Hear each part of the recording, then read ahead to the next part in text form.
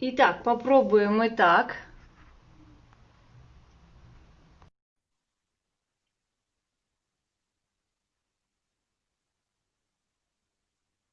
О, у меня подключилось.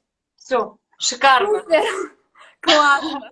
Я Блин, даже не знаю, что такое было. я вообще не знаю, что это за какие-то проблемы с Инстаграмом. У меня вообще вот так вот не делилось на окошки и не вылезало ничего. Короче, очень-очень странно. Ну все, слава богу. Да. Так, всем привет, кто смотрит прямой эфир. Ой, тут волос.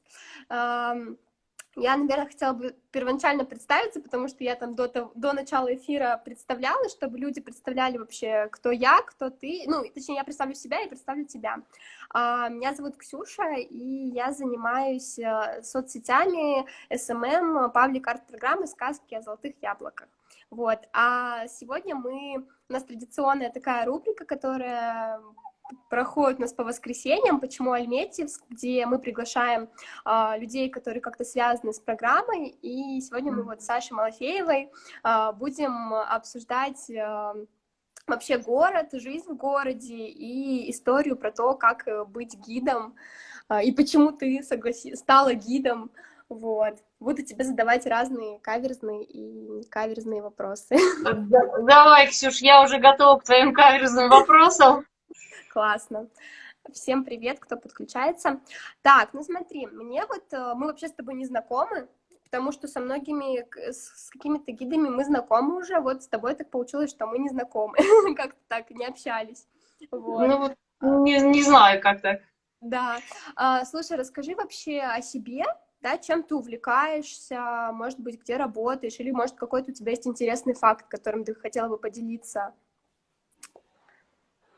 Ну давай я начну, наверное, Мгм. с того, что где я работаю. Я работаю в школе, я работаю учителем изобразительного искусства в частной школе в городе Альметьевске. И вот, конечно же, я видела такую рекламу, когда Art Public предлагал стать гидом на конкурсной Мгм. основе, ну и просто я не могла пройти мимо, не могла не поучаствовать. Уже на тот момент, да, еще до того, как нам кураторы рассказали, как это все здорово, я понимала, насколько Альметьевску повезло, что муралы появятся у нас на стенах. В то время еще слово «муралы» для меня немножко Вообще было никто не таким... знал, да, что это такое. Никто не знал, честное слово. Я тоже не знала. И тоже мы, наверное, по привычке еще вот называли это как картины на стенах, граффити. Граффити. Мгм. Ну, да, я знаю, что это жутко не нравится нашим кураторам, тебе, наверное, тоже. Ну, мы не знали, как, да. И, ну, вот, и вот я детям вот своим на уроках уже рассказывала, что вот появились такие работы, что они уже отображают важные для края нашего, вот, не знаю, вещи, истории. Ценность я уже тогда понимала, и Мгм. там же был конкурс, да, ведь? Да, как я помню. Конкурс. Я помню, что надо было себя снять на видео, Мгм. надо было рассказать про свой любимый мурал. С выбором мурала проблем не было. Не было. С выбором мурала это обед, таксис, То есть это художник. твоя любимая работа, Да, да, да, да? да. Ой, И классно. Мгм. я хочу рассказать, как я попала на этот Давай, проект, да, да. потому что, собственно говоря, мне кажется, вот, ну, интересно, да, как вот у нас 10 гидов, и все такие разные, абсолютно разные, у нас нет одинаковых или похожих гидов. И, вообще я не очень люблю на камеру работать, да, и то, что я сейчас выхожу с тобой в Ого, прямой эфир, наверное, это большая заслуга большой шаг, да, большой шаг. программы нашей, Мгм. потому что, э, ну, это я тебе отдельно потом расскажу. Хорошо. Да? И, наверное, 2 дня я снимала это видео, оно было около минуты. Первый день я пошла снимать, мне что-то не очень понравилось. Второй день я уже пошла с мужем снимать, до этого я пошла с ребенком. Как-то я там что-то я там рассказала, ну, видимо, что-то, видимо, не то рассказала, потому что ваша программа на свою страничку мое видео не выложили. ну, я примерно понимаю, что там произошло. Ты не лезь туда, не смотри. Ну, я еще тогда не занималась соцсетями, поэтому я не знаю, я не видела это видео, но я теперь хочу его посмотреть. Ой, у себя я точно удалила его в архивы далекие, отправила. Ну, может быть, какая-то будет юбилейная встреча, где мы когда-нибудь встретимся, и вот, чтобы посмеяться, я покажу это видео. Ага. Да, и что я тебе могу сказать? Меня не взяли. Меня не взяли, ты представляешь? Я же была уверена, что меня возьмут. Да и сколько Прям сил ты потратила? Ты вот в 2 захода пыталась снять. 2 захода, столько. Я, наверное, не знаю, я рассказывала ли нашим кураторам, Кате об этом, да. Ну вот не взяли меня, да. Потом, видимо, кто-то как-то куда-то ушел, и я все-таки залезла в последний поезд, последний вагон, да, и попала на этот проект, чему я безумно рада. А у меня же как учителя... Да, у меня же как учителя отпуск большой, длинный, на лето. И у меня такое целое событие было прошлым летом, когда я участвовала в образовательной программе для гидов. Блин, это очень классно. Это очень интересная история. Видишь, ты все-таки попала. Я попала. Я рада. Я так держусь за этот проект. Ну, жалко, что уже экватор, да, проекта, что осталось, на самом деле, не так много. Но хочется мне вот еще сказать, что я участвовала во многих проектах. Да, это не единственный проект, ну, республиканского уровня и городского уровня проекта, но это такой стабильный проект, который удивляет нас, какие-то новые фишечки придумывает. Я иногда сама в шоке. Мне кажется, там в Санкт-Петербурге наши кураторы сидят придумывать, да. За чашечкой кофе, я не знаю, смотрят на какую-нибудь достопримечательность из окна. И думаю, что нам еще такое придумать? Ну вот видишь, какие вот, даже вот мы с тобой, да, вот мне тоже интересно было бы, как вот так придумали, интересно.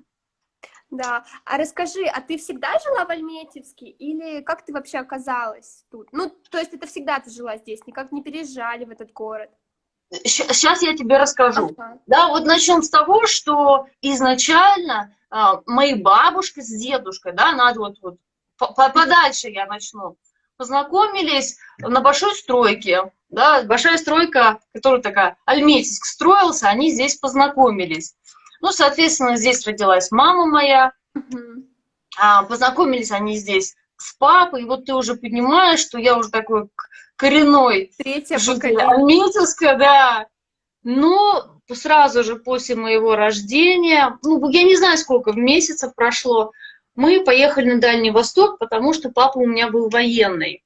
И вот мы всей семьей отправились. И до школы, до 6 лет я жила на Дальнем Востоке, потом мы сюда приехали.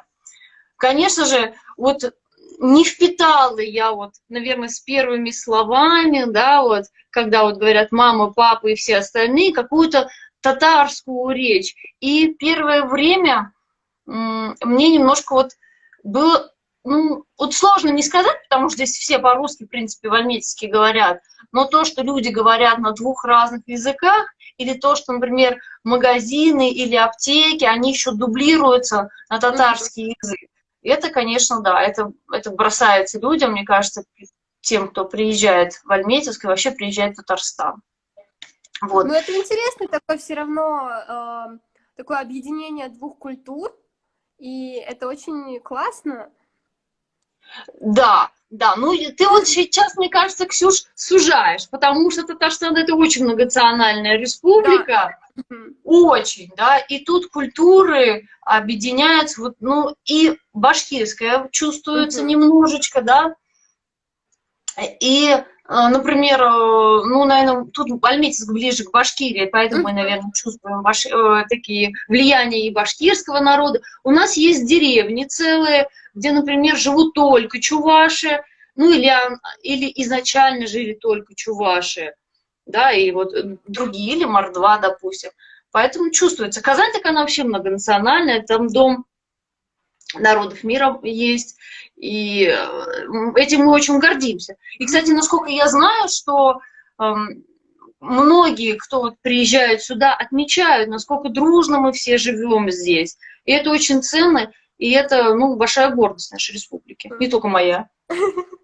Подожди, а я вот немножко пропустила момент. Ты, получается, вернулась в Альметьевск. Во сколько лет ты вернулась? Ну, я как раз до первого года обучения в школе, до первого класса вернулась, буквально в садике я немножечко поучилась, да, и походила в садик, да, не знаю, мы там, помню, учились. И потом пошла в школу, в одну школу, в другую школу, 15-я моя родная школа. И там, кстати, да, я же учитель изобразительного искусства, и там уже я как-то начала увлекаться изобразительным искусством. Подружка у меня, одноклассница, ходила в художественную школу, вторую школу, и я решила тоже походить. Значит, она ходила, и я решила. Ну, так как я по возрасту уже немножко не подходила для первого класса в художественной школе, мне уже к тому времени было 14 лет, а современные дети оканчивают уже в школу художественную в 14-15 лет, меня дали сразу во второй класс, мне очень повезло. Фарид Максутович мой был учитель в художественной школе. Я когда вижу знакомые лица учителей, всегда спрашиваю о его здоровье, как он поживает, где он сейчас находится. И пришло время, когда мне дали вот такую квитанцию, да, по-моему, там 300 рублей было написано, что для того, чтобы оплатить художественную школу. И тогда мне пришлось, по-моему, у меня до этого родители не знали, что я в художественную школу хожу. Куда я хожу, они, видимо, не знали, работали в это время, да, работали, мы сами себе были предоставлены, сотовых телефонов не было. И вот я с таким виноватым видом, да, подхожу к маме с этой вот квитанцией, что надо оплатить художественную школу. Но что, нормально родители отреагировали, заплатили. И вот пошла в художественную школу, закончила. Так твоя жизнь связалась с искусством. Да, моя жизнь связалась с искусством в тот момент, когда моя одноклассница ходила мимо меня в художественную школу, и вот тогда началась моя такая тропа, наверное, вот, ну, к изобразительному искусству. Да, художник из меня, конечно, не вышел. Ну как? Ну ты... Нет! Ну это знаешь, это очень важно, потому что в школе все равно вот человек в школе все равно узнает что-то новое, и первый опыт, получается, с учителем все равно изобразительного искусства. И мне кажется, очень важно, если ему понравится, да, ребенку предмет, и только после этого он загорится именно какой-то дальнейшей мыслью, чтобы быть художником или чем-то большим, чем просто там рисовать какие-то маленькие картинки. Так что ты делаешь очень важное дело, как мне кажется. Ну да, но у меня мои ученики очень благодарные зрители, им очень нравится, как я рисую. Да, Упс. Какие-то проблемы с интернетом. Да, ты у меня немножко подвисаешь. Ну, ты мне продолжаешь слушать, да? Интернет там виснет. Ну, ничего, мы продолжаем. Ну, продолжаем. Да. Смотри, у меня такой еще вопрос. У тебя очень интересная история того, как ты стала гидом паблик-арт программы, а вообще почему ты захотела стать гидом? Почему тебя это заинтересовало? Сейчас я тебе скажу, да, ну, очень тяжело я прохожу мимо, у меня прям такое чутье на хорошие проекты, да, и я уже тогда поняла, что надо обязательно попасть в этот проект, что он настолько долгоиграющий и хороший, я еще тогда не знала, но то, что целое лето я проведу очень здорово, я это понимала. Ну и, собственно говоря, вот, чтобы попасть в этот проект, чтобы быть с ним, я и решила поучаствовать. Не скажу, что, ну, какие-то такие, наверное, корыстные, да, попасть в хороший проект. Вот и я захотела, я попала в хороший проект. Это не корыстная цель, это правильная цель. Быть частью чего-то классного. Да, вот тут у меня парочку моих работ просят показать. Давай. Да, здесь у меня нету моих работ. Кстати, сейчас я начала увлекаться немножечко каллиграфией. Ну, вот такое, знаешь, не такой каллиграфии, как там раз, сейчас там красивые надписи, да, пишут, которые еще ближе к литерингу, наверное. А вот той каллиграфии, когда сидят и пишут. А есть буковки. что-нибудь показать интересное? Может, Ну, у меня тут куча моих листов. Сейчас давай я посмотрим. верхний не очень красивый я уберу. Так, ну вот, наверное, да, симпатичные, да, я сидела, выписывала, пыталась отдельные буковки делать. Да, вот буковка В у меня. Ну, тут у меня очень много бумаги, я уже успела исписать. Похоже на какие-то... Я просто тоже училась в художественной школе, и похоже на какие-то такие именно уроки, когда ты именно вот тренируешься, чтобы потом рисовать плакаты. Ну, наверное. Мне кажется, если рука будет натренирована на то, чтобы что-то выводить, плакаты тоже хорошо дадутся. Ну, вот осваиваю я такое острое перо. Кстати, мне еще вот помимо того, что вот я начала осваивать вот эту каллиграфию, или изначально говорили, что это чистописание, да, это не каллиграфия, а чистописание, каллиграфия тоже совсем с такими завиточками, наверное, то я увидела очень хорошие книжки, какие были у нас вот в послевоенное время, довоенное время, наверное, дореволюционное время мне попадались очень хорошие методические рекомендации. Я даже несколько для себя отметила, чтобы использовать их на уроке изобразительного искусства. Да, также вот как книжную графику, да, такой образец душевной книжной графики, это азбука Бенуа, про которую рассказывала Света на своей экскурсии, которая была вчера. Я прям сразу ее посмотрела, потому что я о ней много слышала, но никогда я не вглядывала, что же там за азбука такая. Вот. А детям на уроках ты преподаешь каллиграфию, или ты еще не пробовала? Нет, детям на уроках я не преподаю каллиграфию. У нас буквально есть один урок, который посвящается шрифтам. Да, я вот не могу позволить. Сегодня мы будем заниматься каллиграфией, да? Так не бывает, да. Там есть программы, и вот в 7 классе есть у нас один урок, когда я могу рассказать, что каллиграфия существует. Мы даже можем попробовать.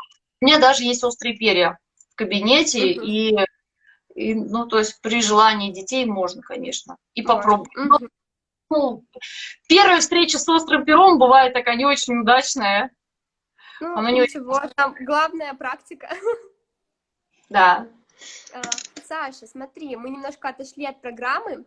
Я бы хотела задать тебе такой вопрос. Мне очень интересно, были ли какие-нибудь необычные или забавные случаи на экскурсиях? Может быть, ты что-то такое вспомнишь? Какой-нибудь, может, тебе необычный вопрос задавали, или ситуация смешная? Да, у меня была такая экскурсия, и мне на экскурсии попались очень подкованные люди. То есть они уже до меня были на других экскурсиях, они уже читали, они уже узнавали обо всем, и они уже задавали очень грамотные вопросы мне. И в связи с тем, что мне приходилось постоянно отвечать на вопросы, я с удовольствием на них отвечала, но я понимала, и я не могла им сказать: ребят, у нас еще столько впереди мура, мы еще так много должны с вами посмотреть, и мы не можем по 20 минут стоять возле одного дома, да, возле одного объекта. Ну, в итоге, наверное, так и получилось, все-таки мне отвечать на все вопросы. И в итоге моя экскурсия по маршруту, который был в том году, где-то в километрах, это 10 километров, объектов,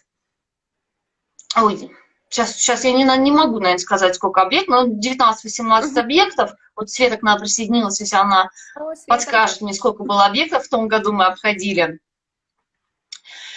И в итоге 4 часа я проболтала, рассказывая о том, о сём, о нашем крае. И там был один мальчик мама его привела, мама его уже тоже подготовлена, мальчик был подготовленный такой. И тут он у меня спросил такую интересную вот вещь. Возле мурала, сейчас я его покажу, вот он называется без имени, да, без названия, называется мурал. Там есть стена, у которой вот такие полосочки, да.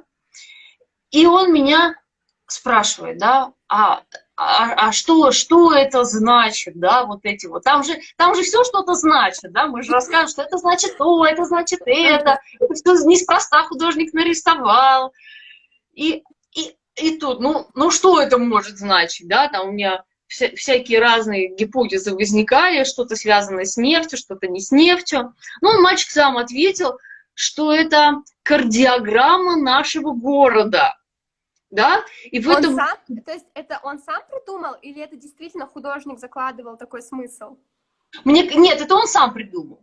Ну, интересно. Сам, потому что, нет, может быть, художник что-то закладывал такое, я не знаю, нам такого не говорили, с художником мы не общались, поэтому не могу точно сказать, но мне настолько понравилось, что это вот наш город на самом деле живет, он молодой наш город, и что у него еще появилась такая кардиограмма. И в этом году, когда началась пандемия, я проходила вот мимо, вот вспоминала, проходила мимо вот этого забора и по-другому абсолютно посмотрела на эту кардиограмму, а ведь живет, а ведь все хорошо, да? Да? Лиля пишет, что ее мама тоже так считает, что это кардиограммы. Видимо, не только мальчик тот так думает. Видимо, где-то, видимо, да. Но я, наверное, сама не догадалась, что это кардиограмма. Я более как что-то приземленное я думала, это может быть. А там были дети, и это уже где-то половина экскурсии, и чувствую, что-то они уже начали уставать от этого краеведения, да, потому что дети, больше 20 минут у детей не держится внимание, а у взрослых больше 40 минут. Поэтому я задала детям такой вопрос. Ну, взрослые тоже поучаствовали. Вот это вот такая кардиограмма, я у них спросила, а как думаете, как художник нарисовал так, чтобы эти линии были параллельно? Они на самом деле вот так вверх-вниз идут, но параллельно. По-моему, догадались, как это сделали. Расскажи, я не знаю. Ты не знаешь? Нет. Ну, там... нет, давай посмотрим, может, кто-то из наших зрителей, может, догадается, как это сделано. Как можно параллельные линии нарисовать на заборе, на большом, высоком, да? Мы ждем ответы. Да. Потом я потом скажу в конце. Хорошо. Класс. Слушай, смотри, ты говоришь, что у тебя в твоем маршруте около 19-20 работ. Правильно понимаю? Да. Ага. Какая твоя самая любимая работа? Ну вот самая моя, ну вот смотря какую грань посмотреть, да. Вот самая первая моя любимая работа, которая прониклась я вот, это, наверное, была «Обед». Почему? Да, где две семьи, татарская и русская, сидят, пьют чай, на переднем плане женщина стоит, у которой гусиные яйца, и быт очень татарский, быт. Мы на уроках, я все время буду отсылаться на уроки изобразительного искусства, потому что все-таки я учитель РИЗО, от этого далеко я не могу отойти. Мы проходим быт, вот как устроен татарский дом. И то, что занавесы висят, и то, что дом делился на мужскую и женскую половину, и то, что там и гуси были, и саке стояли, на которых и ели, и пили, о том, что появились кровати и столы, это уже все, это чуть-чуть попозже было. А изначально вот эти деревянные настилы, они выполняли роль и столов, и рабочего места, и спального места. И это настолько хорошо отображено вот в этом мурале, настолько точно, настолько верно, что вот, наверное, и еще что удивительно, что это нарисовал художник из Афин. То есть он абсолютно в татарской культуре. Именно этой историей и очень хорошо ее передал.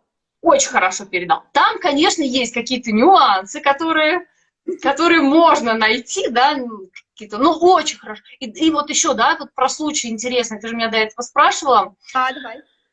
Я расскажу. Вот как раз, когда я здесь стояла, рассказывала, вот это все, вот прям, ну, мне это нравится рассказывать, я каждый год об этом рассказываю детям, даже 2 раза в год.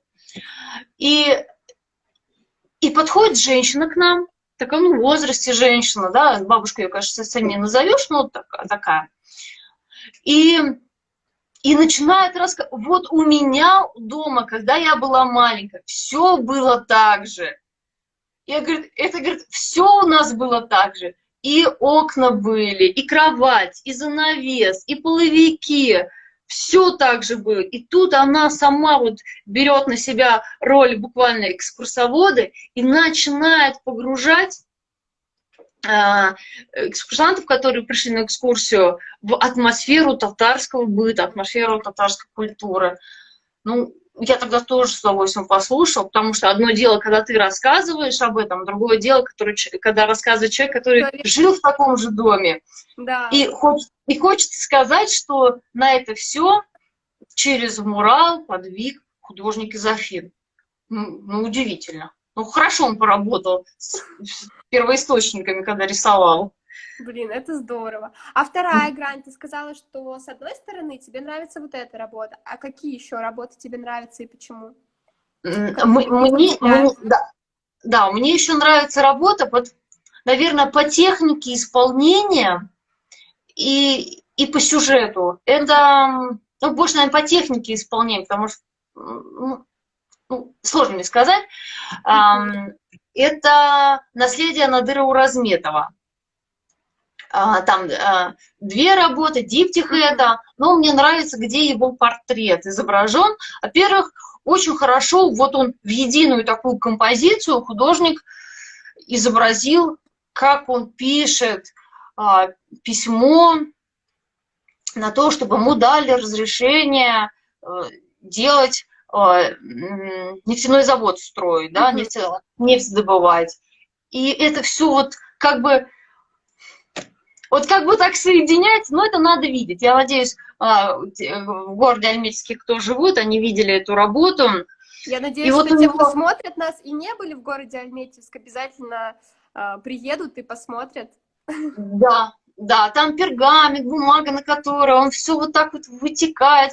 Там в вид такой, ну, вполне альметьевский, там дома, минареты, руки у него очень красиво прописаны там. Ну, здорово. Вот такая моя любимая. Я люблю про нее рассказывать. Я обычно там останавливаюсь, когда очень много я там рассказываю. Очень. Прям погружаюсь, как он нефть добывал, как это ему не получилось, как в годы Великой Отечественной войны все-таки получилось татарскую нефть добыть, с чем это связано, как использовали нефть раньше. Ну, очень сложно меня там остановить.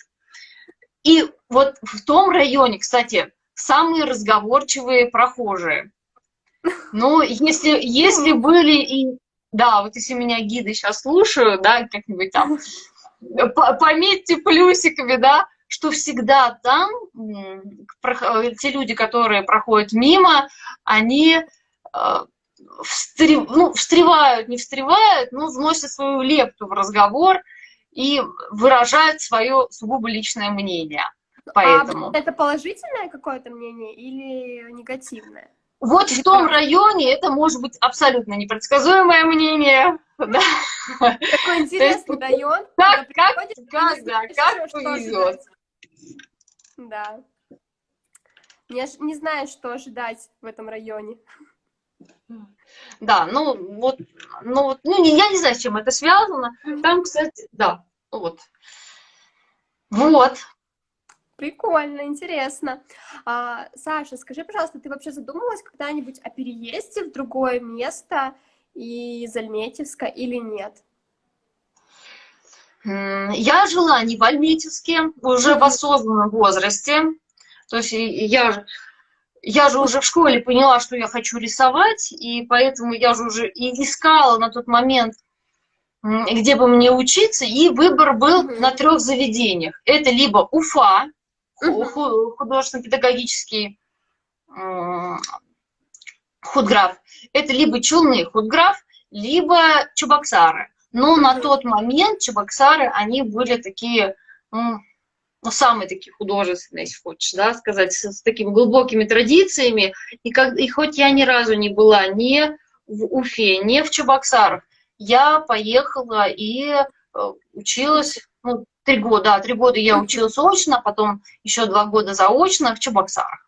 Но все равно вернулась в Альметьевск. Вернулась, да. И вот изначально, да, вот если вот говорить, вот если меня слушают школьники, да, вот мне хочется, если они будут слушать, вот мне очень жалко, что сейчас татарский язык, конечно, не преподают повсеместно, что сейчас есть у родителей выбор, учить татарский язык, не учить татарский язык. Возможно, где-то был перегиб и вправду с татарским языком. Но когда я уехала в Чебоксары, мне было где-то очень жалко, что по-татарски я не могла хотя бы какие-то коротенькие, такие интересные фразы либо выражения говорить. В общем, если вы собираетесь куда-то ехать, да, совет такой маленький, выучите немножечко татарских фраз, те, кто не знают татарский. Потому что, как я уже рассказывала, что у нас в Татарстане есть чувашские деревни, так и в Чувашии есть татарские деревни. И вот там были 2 девочки у нас. Одна была с татарской деревни, а другая, по-моему, где-то с Татарстана, да, ближе к Чувашии. И они как соберутся в одной комнате, как начинают говорить по-татарски. Тыр-тыр-тыр-тыр-тыр-тыр-тыр. Да, да. Кстати, одно из происхождений слова «татар» — это от того, что изначально их речь слышалась как тыр-тыр-тыр-тыр-тыр. Ну, то есть татары, да. Ну, это одно из, и это то есть не истина в последней инстанции. Вот. Вот так. Так что вопрос, да, я о переезде все-таки не думаю. Я по желанию в Татарстане, мне в Татарстане очень нравится. Если брать Альметьевск, то это очень хороший выбор из всех татарских городов.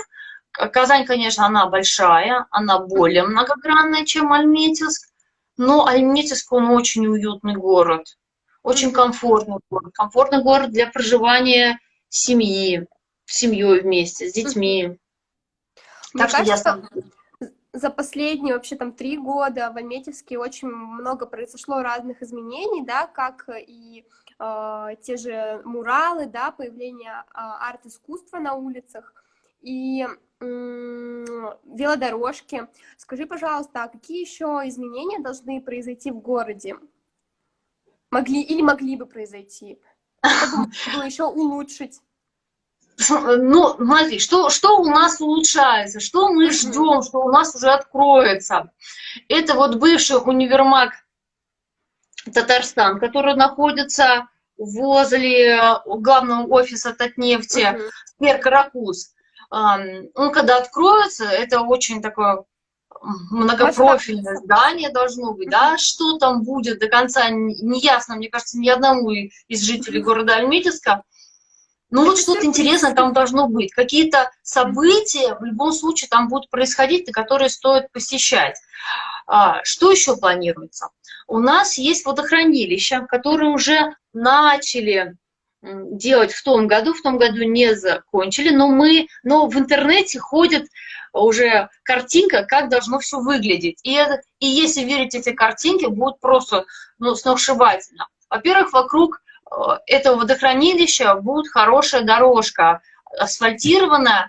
Она, насколько мне известно, будет для велороллеров, да, если я правильно называю, вот эти вот лыжи на колесиках. И там, соответственно, там еще, кстати, будет остров любви какой-то. Там вот есть маленький островочек, да, мне кажется, вот это будет здорово, если у нас не только там какие-то спортсмены будут, да, вот, там снежинка, да, и там спортсмены, да, но еще будет, еще немножечко любовь там будет, это всегда хорошо для города. Ну, что у нас из такого, арт-объекты у нас какие будут, да, уже появляются. уже даже проходя по старому маршруту, прошлогоднему, можно увидеть уже несколько новых арт-объектов. Да? Например, это факел, который стоит на Белоглазово. И что? И я люблю, знаешь, еще такое искусство, которое мало того, что посмотреть и восхититься, надо еще немножечко узнать, о чем это искусство. Вот почему факел поставили на Белоглазово? Да, почему вообще факел? Да, а факел ли это, да? То есть, чтобы это было не просто искусство, а какой-то глубокий смысл был заложен. Да, да, мне кажется, это обязательно должно быть, потому что современное искусство, оно другим не может. Оно не может быть просто красивым. Да, оно должно носить еще смысл и какой-то, интеллектуальный труд нужен какой-то, чтобы понять этот смысл. Я согласна. Вот мне нравится такое искусство в нашем городе Альметьевске. И значит, у нас, у гидов, работа никогда не кончится. Мы будем рассказывать. Они, в свою очередь, хочется, чтобы рассказывали своим детям, либо друзьям, либо гостям, которые приезжают. Пойдут по Белоглазовой так. А это факел. Да? А что это такое? Историю рассказывали какую-то, а не просто о том, что появилась работа. Да, почему факел? Почему для нас важно установить был этот факел, да? Для нас, как вот для жителей города Альметьевска. Вот. Иногда, кстати, это сейчас дополню, да, я секундочку. Да, когда мы проводим велоэкскурсии, да, на тот момент были, и ты иногда едешь по каким-то улицам, и спрашиваешь, а вот Белоглазов, а вот кто это такое, знаете ли вы, да? И почему-то кажется, что вот Белоглазов, это, наверное, был какой-то либо с СССР, да, вот связан, какой-то политическая какая-то личность, либо с Второй мировой войной связан, с Великой Отечественной войной. Но нет, да, это был мастер, это был бригадир, который погиб на производстве, и вот в честь него была названа улица. То есть такой интересный факт, что герои-то, вот в честь таких героев, которые работают на скважинах, тоже называют улицы в нашем городе. Тоже очень важно. Да, это правда важно. Саша, скажи, пожалуйста, для тех, кто, возможно, приедет впервые в Альметьевск, куда бы ты посоветовала сходить, что бы ты посоветовала посмотреть? Какое место может быть? Сейчас, если к вам приехали гости, да? Да, вот такое. Да, и куда их везти? Если люди приехали сами, да, то, я не знаю, у нас, по-моему, никакого такого путеводителя по Альметьевску я не видела, куда надо попасть, но в первую очередь надо посетить все наши парки. Да? Парк здоровья я бы посоветовала, сквер Карапуз, сквер Ешлек. Наверное, Ешлек тоже хороший, да, вот и там на роликах, если дети у вас тем более, то обязательно нужно туда попасть. Прогуляться по улице Ленина, залезть на смотровую площадку возле Снежинки, посмотреть на огни города оттуда, сходить на экскурсию гидом, а лучше даже посетить, есть такая возможность, сразу несколько экскурсий, потому что все гиды разные, они абсолютно по-разному рассказывают. Поэтому мы друг к другу тоже с удовольствием ходим на экскурсии, и каждый раз чуть-чуть новенькое узнаем, как бы обогащаемся знаниями через коллег. Куда еще можно сходить? Что у нас такого? Сейчас в окошко посмотрю. Куда можно сходить? Главное, на экскурсию сходить. На экскурсию обязательно. Вот на экскурсию попадете, вам там скажут, куда надо попасть. Все, что гиды не дотянут своими руками показать, они вот так скажут, покажут направление и скажут, там обязательно быть, туда сходите, здесь лучше вечером побывать, здесь лучше днем побывать, как, например, лазерное шоу, да, которое очень хорошо, мне нравится, как оно просматривается с каскада прудов. Обязательно надо там быть. На самом деле, мне бы тоже там надо подольше задержаться. Я так все мельком прохожу, пробегаю по каскаду прудов, на это смотрю, но хочется прийти, посидеть, понаслаждаться вот этой красотой. Потому что каждый раз, когда я пробегаю, я бегом занимаюсь по каскаду прудов, я каждый раз вижу абсолютно разные инсталляции, вот абсолютно разный рисунок. И насколько он часто повторяется, мне неизвестно. Вот я посидела бы, наверное, с часик, понаблюдала бы, какие там еще рисунки есть. Спасибо, это очень хороший, мне кажется, такой список, вот, куда сходить тем, кто приедет, впервые побывает в Альметьевске, или куда сводить своих гостей, которые приехали к вам. У нас уже, в принципе, времечко подходит к концу. Да. Спасибо тебе за приятный разговор. Спасибо тебе, спасибо, что позвали меня на такую приятную беседу, приятный разговор. Я очень рада. Я знаю, что еще будет сколько, сутки висеть, да, это? Нет, ты когда завершишь прямой эфир, ты там нажмешь «Сохранить в IGTV», и все, кто не успел посмотреть или начал смотреть где-то с середины, смогут полностью посмотреть эфир. Вот, так что все будет сохранено полностью. Вот. Ну, очень, очень хорошо, да, очень хорошо. Ну, я еще, на самом деле, еще немножко хотела бы рассказать, и мне очень жалко, что эфир заканчивается. У нас еще есть время? Ну, мы можем чуть-чуть продлить. Да, давай еще чуть-чуть 5 минут. Давай. Наши зрители, которые смотрят. Ну, вот мне хочется еще рассказать про обучение гидов. Ага, давай. Да, мне очень хочется, чтобы продолжилось обучение гидов, это раз. Обучение как новых гидов, так и нас лично, нас 10. И что для меня дало это обучение для гидов, я хочу вам рассказать, да, вот почему я сейчас сижу здесь и вещаю, и меня в дрожь не пугает от того, что это видео будет сохранено и где-то навсегда останется на просторах интернета, да. Первое, с чем какой страх я переборола, когда попала на это обучение, это, во-первых, я не могла слушать свой голос в записи. Я не знаю почему, не знаю, бывало ли с вами такое? Мне кажется, у многих людей такой есть страх, потому что это какой-то такой новый опыт, и не всегда ты слушаешь свой голос в записи. Да, а там было такое интересное задание, что тебе надо было брать интервью у коренных жителей города Альметьевска, которые бы тебе рассказали бы о том, что и как происходило. И после этого ты должен это все перепечатать, расшифровать. И мне там приходилось по несколько раз слушать свои записи. И тут, конечно, вот этот страх переборолся. Я поняла, что на самом деле не такой плохой, наверное, у меня голос. И наверное, следующим, да, шагом будет для меня это еще уметь видеть свои записи, видеозаписи. Лица, ну, то есть как ты перед камерой. Да, полностью. Я не знаю, смогу ли я пересмотреть эту запись или не смогу я ее пересмотреть. Тебе нужно будет пересмотреть, чтобы понять, нравится тебе или, может быть, что-то нужно изменить, но я думаю, все прекрасно. Да, ну, спасибо, Ксюш. Ну, вот, об этом я хотела поговорить, о том, что, наверное, надо не бояться, да, для себя что-то новое открывать, пробовать себя. Я далеко не блогер, я далеко не медийная какая-то личность. И те редкие моменты, когда Луч меня снимал, я никогда не смотрела. Мне только вот так рассказывали, мы тебя видели, я говорю, спасибо, хорошо. Вот. Спасибо тебе. Подожди, а теперь у меня вопрос возник.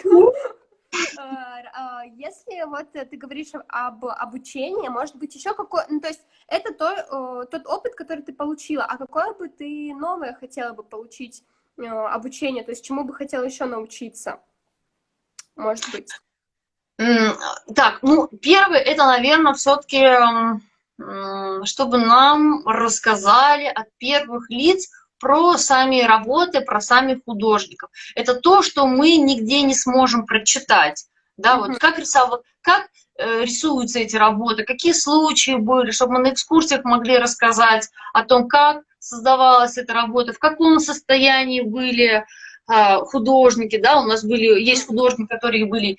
Вот художницей была беременна во время того, как ее работа рисовалась. Были художники, которые только стали отцами, есть художники, которые за 3 дня нарисовали свою работу, их там, да, принтерами называли.